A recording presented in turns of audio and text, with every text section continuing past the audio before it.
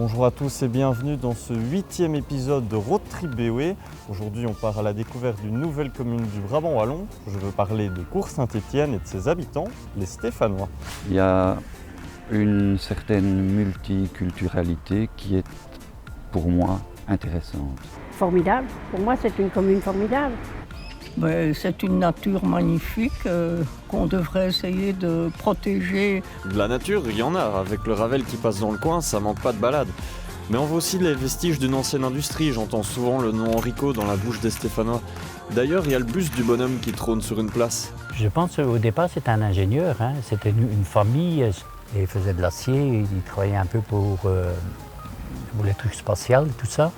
Et de l'autre côté du chemin de fer, il reste le parc à mitraille, ce grand hall, qui maintenant sert de salle d'exposition, de réunion, de tout ce qu'on veut.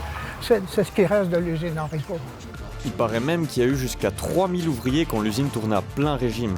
Une sacrée industrie qui a laissé des traces. D'ailleurs, en parlant de passé, il y a d'autres vestiges d'un tout autre genre.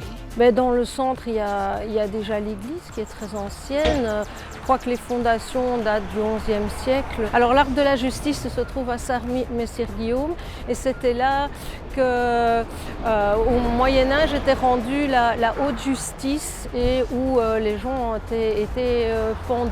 Je dirais d'aller visiter les hameaux, donc Sarre-Messire-Guillaume, La Roche. Je suis allé faire un tour à La Roche et regardez sur quoi je suis tombé.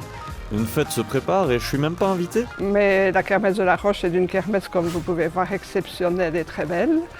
Sa particularité, c'est qu'elle se passe dans un ponton. Avant, il y avait un ponton dans chaque village. Tous les anciens ont connu les pontons et une kermesse, c'était un ponton. Les Flamands l'appellent un chapiteau à miroir parce qu'il y a des miroirs. Je ne sais pas si vous avez remarqué, mais il est posé sur des fûts de bière. Ah ben non, j'avais même pas remarqué. Vous savez ce qu'il y aura dans ce fameux ponton ? Un bal à la viole tous les soirs. La viole, c'est cette espèce d'orchestre automatisé en plusieurs instruments.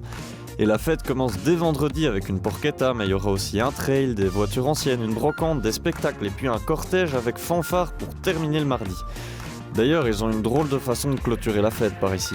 Le mardi soir, quand la kermesse est presque terminée, vers 20h, il y a les Vichapia qui parcourent les rues du village accompagnés d'une fanfare. Ils font le tour du village pendant environ 2 heures et puis ils rejoignent le ponton.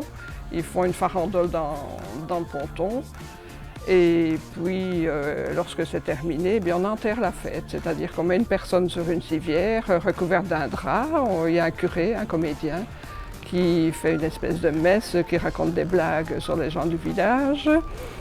Et puis on jette un seau d'eau sur la tête du mort et voilà. C'est reparti pour l'année prochaine. Et oui, Road Trip BOE à Cours-Saint-Étienne, c'est déjà terminé, mais vous en faites pas, on se retrouve très bientôt pour un nouvel épisode dans l'Est du Brabant wallon cette fois-ci, puisqu'on prendra la direction de Jodogne.